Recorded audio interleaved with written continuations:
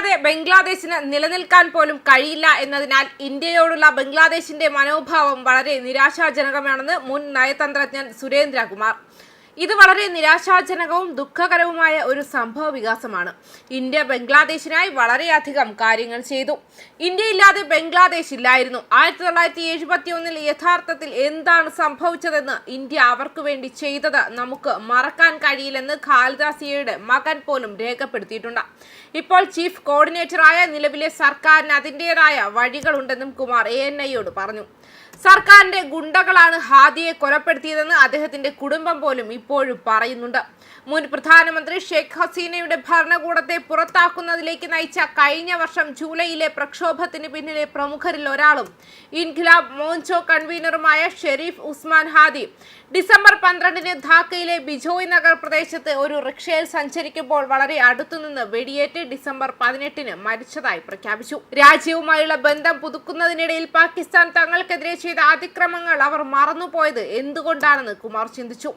ഇനി ജനറൽ സിയയുടെ കീഴിലുള്ള സൈന്യം ഏകദേശം 3 ദശലക്ഷം കിഴക്കൻ പാകിസ്ഥാനികളെ കൊന്നൊടുക്കുകയും ഏകദേശം 3 ലക്ഷം സ്ത്രീകളെ ബലാത്സംഗം ചെയ്യുകയും ചെയ്ത പാകിസ്ഥാനുമായി ഇത്തരമൊരു ബന്ധം സ്ഥാപിക്കാൻ പോകണോ?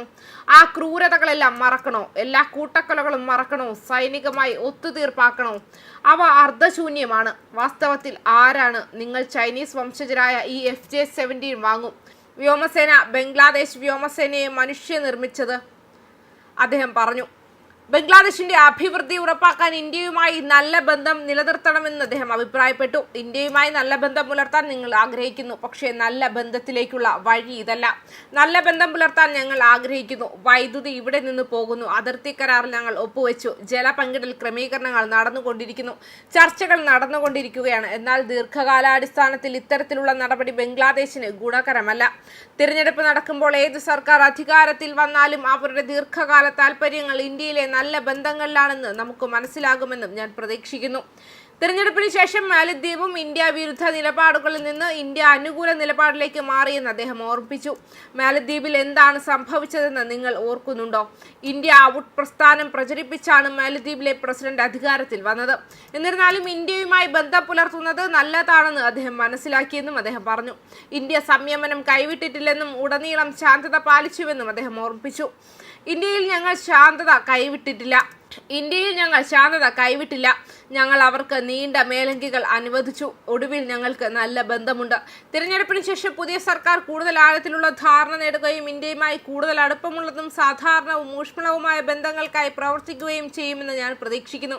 ഇത് ബംഗ്ലാദേശിനും ഇന്ത്യക്കും ഗുണം ചെയ്യും. അതുവരെ നിലവിലെ സർക്കാർ അതിന്റെ അധികാരം പ്രയോഗിക്കുകയും ഹിന്ദുക്കൾക്കെതിരായ ഈ അക്രമ നടപടികളെയും ഇന്ത്യൻ ജനതയെ കൂട്ടക്കൊല ചെയ്യുന്നതിനെയും തടയുകയും വേണം.